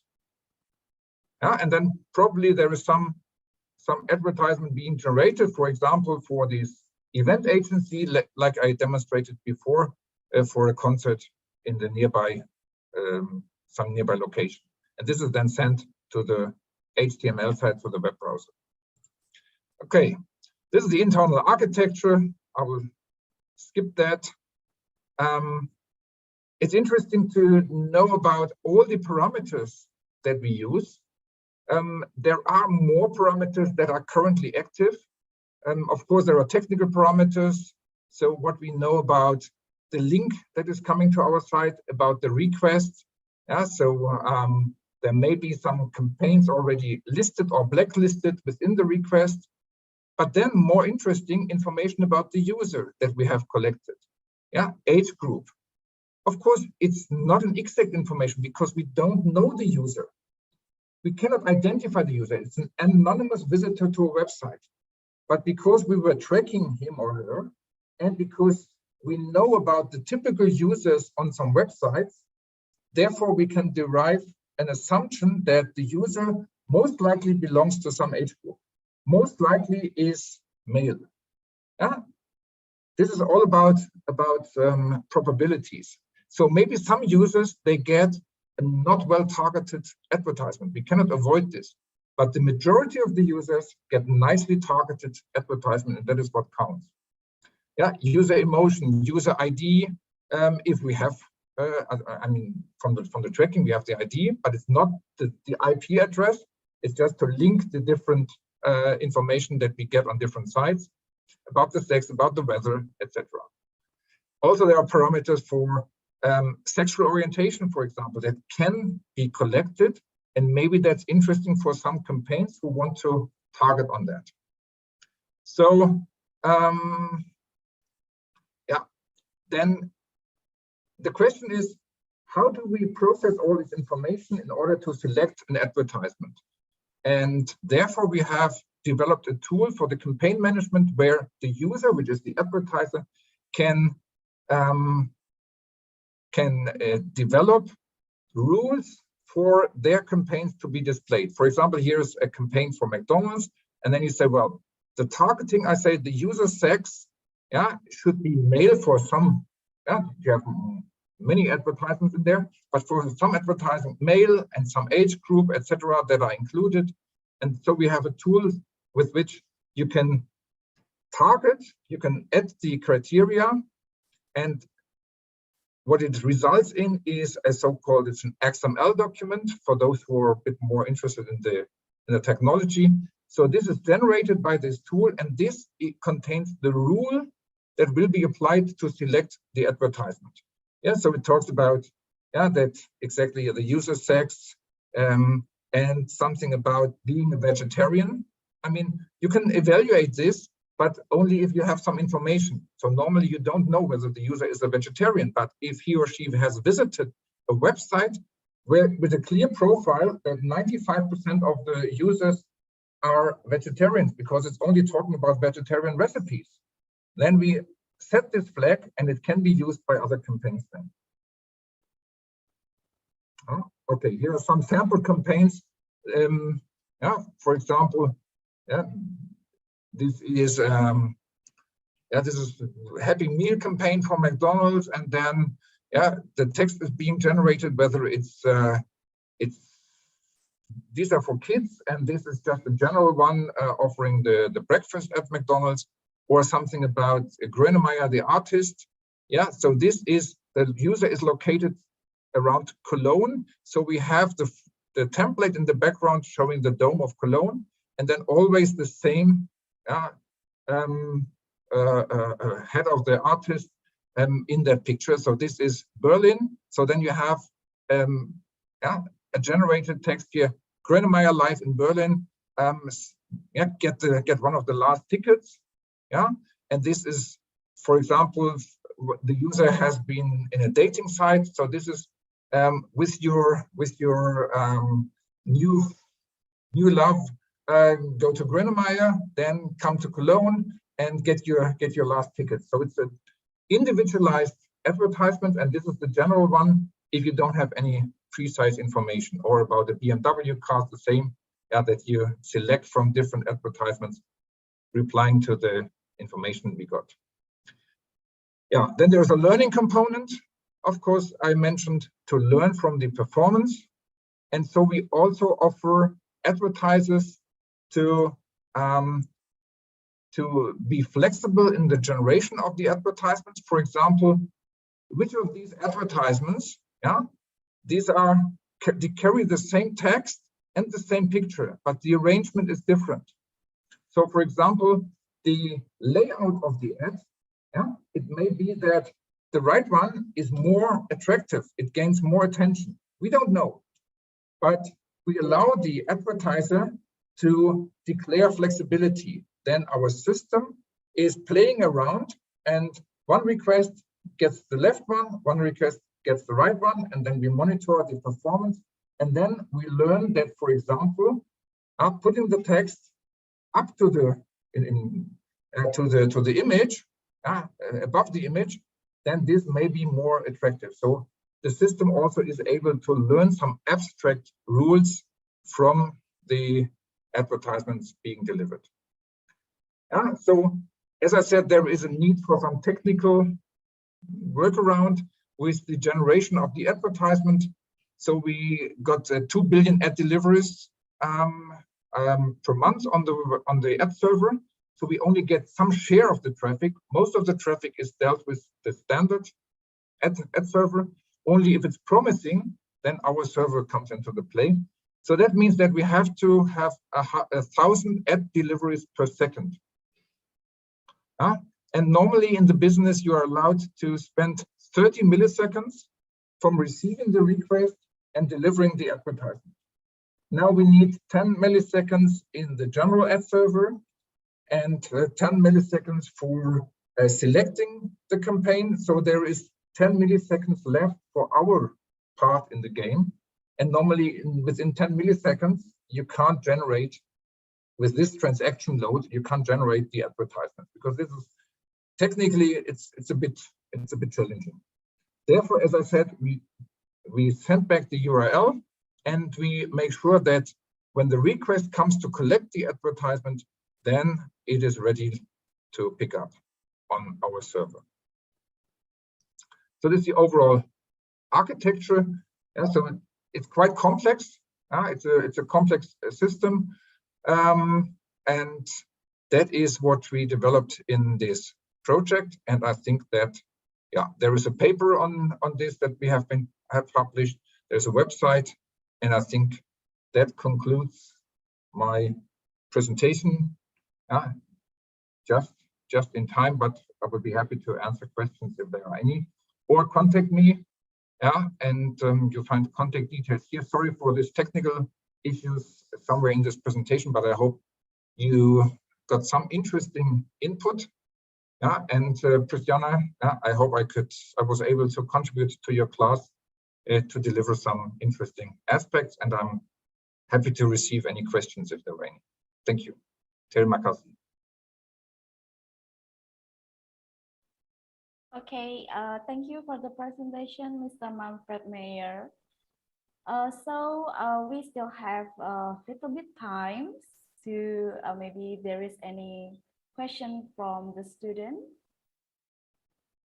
Okay. Any questions from student?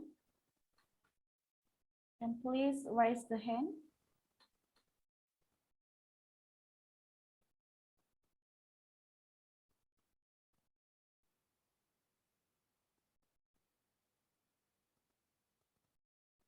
Hello, maybe Cornelius, Maria, Kesia, Josephine. Yeah, I have a question for Mr. Manfred. Okay. Please, go ahead. Yeah. I want to know about your opinion. It's about Instagram or Facebook ads. Is it better if we use ads or maybe just focusing on the content for the media social since it's free and maybe we can make it more interactive, which is better and why? This is, I would like to answer from a more general point of view, because what your question is about whether what's more effective, whether you really run ads, where it's clear that this is an advertisement and it will also be regarded as an advertisement, or whether you promote your business within content. Yeah? So the difference is that, I mean, of course, it's most effective if you convince the user. So if you do it with content and for example, yeah, there is some on the blog or in some social media, some people are talking about how well something serves a specific need. Yeah, because then you have this trust that you have with your message. If you do an advertisement, of course, then you have all the parameters at hand. You can target this nicely. You can say, okay, I want to send this message to people that are in Jakarta that have expressed some interest in this, so you can precisely target. But anyway, it will be regarded as an advertisement. Yeah, so some people may hesitate, say, well, okay, this is an advertisement. They want to sell something to me. No, I'm not reacting to advertisement. I am resistant. Yeah, I know what is the best for me. I don't follow any advertisement. So not knowing that, maybe following some discussion on in a social network, which you also feed. Yeah, for example, if you want to promote some business, then and there is a social network, then you may have your own account, you may have some other friends, so-called friends, that then say, well, you're right, I also have the same experience. This product is great for doing this and this. But at the end, these are friends that maybe get paid for contributing. Then, yeah, it's more the question of whether you go through trusted, to build trust for promoting your business, or you do it explicitly with advertisements where you have the full control about the targeting.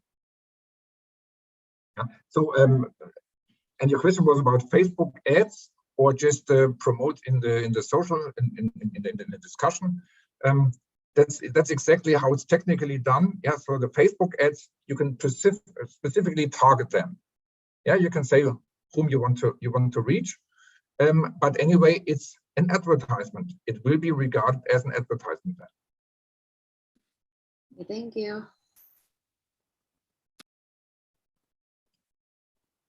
Okay, there is any question? Rosdiana? Ibu Rosdiana. maybe once more question. Thank you, Ibu Pris.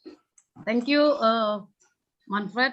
It was really great sharing of you. I'm not in the marketing area, but one of my concern in regard with the digital marketing is about the ethical digital marketing principes. I just wanted to know how is that issue in the European countries? Because to my understanding, this is one of the hard issue to be addressed by the Indonesian government. In Germany or in European country, as I mean in that region, do you see that there is like movement how to treat the ethical digital marketing, consumer privacy, and so on? Recently, probably in the pandemic era, we do a lot of online activities, and I really don't know whether my data is safe. I just did one financial transaction using a very personal username, and today after someone called me to over product, and I understand that the username that I use is really personal. Only I use that name only for a specific e-commerce, and then I really don't understand why we don't we cannot keep our personal data in a safe place anymore. What is the movement in the European countries in regard with the ethical digital transactions? Thank you, Manfred. Yeah, thanks. Actually, there are a lot of questions in this in your question, a lot of aspects. So, as regards the current regulations in the European Union, of course, the user has to agree that his or her data will be processed. But you know, then you have the terms that you have to accept if you want to use some website. And once you grant the permission to use your data, otherwise you can't do the shopping, and then the data will be processed. So, as you mentioned about using information that you gave for some purpose for the payment, and that this information is being used for other purposes. So normally that should not take place, as I assume that you did some payment with some third party, and this information was disclosed to the shop itself. Yeah, so that is something that really breaches the principle. So that is, if that really happens, that someone uses this information to contact you, that is something that also technically normally is not possible, because you redirect the user. So the traffic for the user is redirected to a payment site, and only the result of the payment is being fed back to the shop. And there are, I mean, so there are some technical means to take control of this. As regards the targeting that I mentioned in the project, so we are safe for a very simple reason. You have to separate two cases. The one case is that you exactly know the customer, that you have personal information, or it's just a visitor on the website. So everything that I was talking about in the project, it's about anonymous users to websites. However, we track the user and we collect, we gather a profile, so we know much about this user, but we don't know personally. We don't know the name, we don't know an ID, but we can, if that user appears somewhere on the website, we can track and we can recognize. Only once the user then converts and does some purchase, yeah, then a lot of other rules come into the game, so that then he needs to agree with his personal data being processed, etc. So of course the rules are quite strong, yeah, that the user needs to agree. But if you go to a website and nowadays, yeah, even every cookie that is being set, you need to agree to. So this is just recently that the website needs to ask permission to process the cookies. That's by law, that's fine. But what happens is that once you go to a website, okay, there is this annoying window coming up. Please give permission to process the cookies. Yeah, and as a matter of fact, then most people, they do not really select the options for which process they grant permission to use the cookies. They just say, because they're in a rush, they want to go further with the process. Okay, accept all. And then we are back in the state as before. So the formal rules are more strict, but practically what happens is that the user explicitly grant permission to what was done before without explicit permission. Now the user gives this permission. So that's something that is the contrary of what was expected to happen, that the user become more conscious about what they grant. So they limit the permission they give to the shop. But as it's easier to just say, well, do what you want with my data, in practice, yeah, it's the opposite of what was the intention of strengthening the law. Manfred, can I have a follow quick statement? Sure. If I'm not mistaken, I follow the development of the digital marketing competition, like antitrust law in digital business area. It is still developing in European Commission, if I'm not mistaken. Mm-hmm.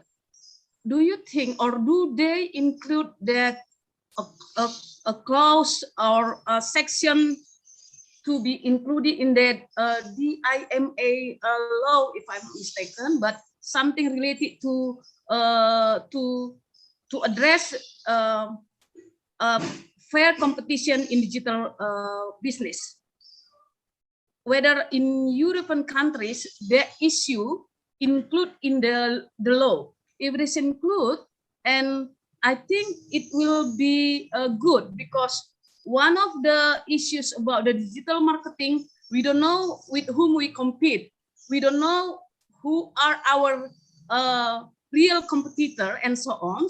But when the consumer privacy data issues is included in such regulation, so we are the consumer from our side feel more comfortable to do the online transaction. What do you think, or what do you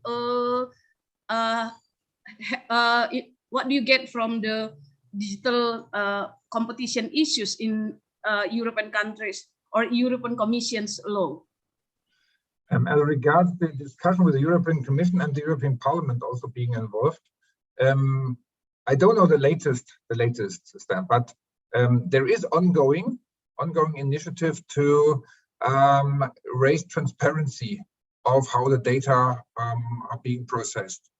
But I don't know the latest details on that. But the point that you mention is, to have transparency about who is using the data to which amount. But as I said, I mean, there was this initiative to really, originally it was planned to limit or to make transparent the use of the cookie information. Yeah, so that you keep control about what tracking information is being processed. It was nicely thought that you ask the user for permission, but practically it appeared that most of the users, they just now grant permission to do everything you want. I mean, you yourself and me, when I have the time, I also know that sometimes I just rush, and then I say, okay, do what you want. But normally, then I select give permission to use only for what is functionally needed and not give permission to use the data for marketing purposes, because I want to keep control. As you mentioned, of course, for everyone, it's easy going to do some experiments with different accounts. Yeah, use some different usernames that you use on the web.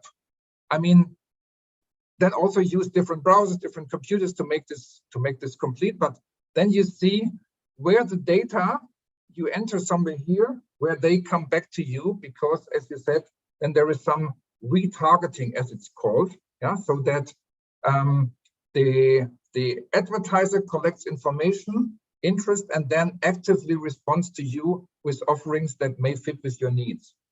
But I mean, the one thing is regulation, increasing transparency. The other thing is the rules of the internet business as such. Yeah, because people are lazy.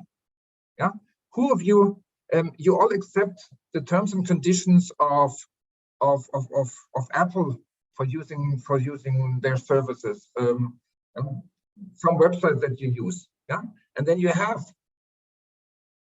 20, 40 pages terms and conditions.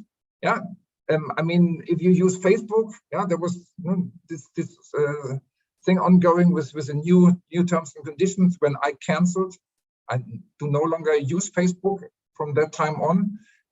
But if you use any social network, then you have to accept 20 pages of terms and conditions. So the intention is good, but practically is that it does not change so much. Thank you, Manfred, for the insightful information. Thank you, Bu Pris. Okay, thank you, Bu Rosdiana, for the questions and also the answer from Mr. Manfred. But I'm so sorry, unfortunately, the time is very over. Maybe maybe we have to end for this class today because the other student have another class. Okay, thank you, Mr. Manfred, for the sharing of our discussion today, and also for all the participants from Atmajaya student and also from the other university. Yeah, we have from Unkris and also from the other university. Okay, thank you for all participants for coming today, and we can see in another guest lecture. Thank you. Good morning, all. Thank you. Good morning. Thank you. Terima kasih. Terima kasih. Terima kasih, Mr. Manfred. Thank you. Mbak Dian, I'm so sorry. We have to take a picture first. Yes. Okay. Will I lead? From student can open the camera, please, and all participants. Yeah. Yes. Now I will count.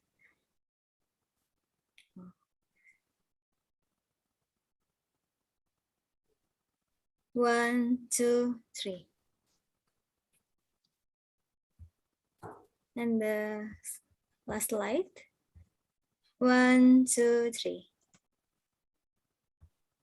Okay, thank you, Ibu Pristi. Okay, thank you all. Good morning.